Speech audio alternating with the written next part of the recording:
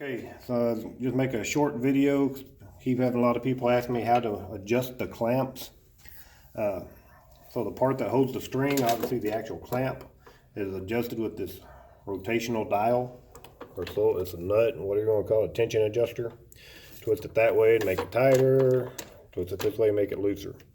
So just make sure when you adjust it, you don't adjust it so tight that you crush the string, but you want to make sure it's tight enough that the string doesn't slip. The clamp base, you can also adjust, which that one's pretty loose. It goes all the way over to here. This tool should have came with this machine.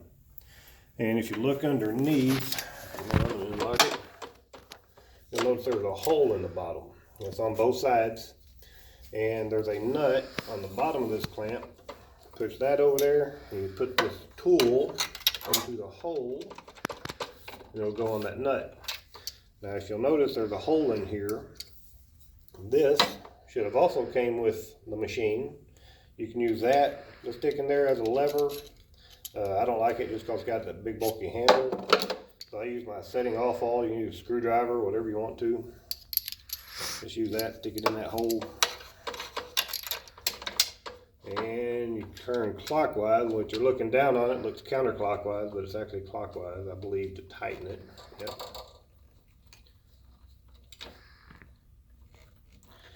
And that's pretty good. And you gotta be careful if you make it too tight, then your clamps won't really slide very well. A little tighter. So now that still slides pretty well. It's only about halfway. So that's how you tighten up the bases. Something else important, I've talked before about cleaning the machine.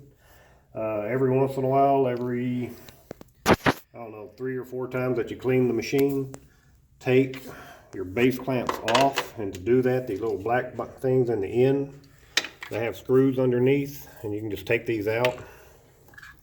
They slide in there, but you can just take these out, and the clamps will slide out, and you can just lift them up and get underneath, and that's the nut that you tightened up.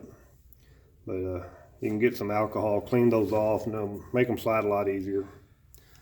But I've already cleaned this one, so I'm going to put it back in there. Whoop, can't put it back in there like that. Stick it in there and slide it, put that down, put the screws back in there.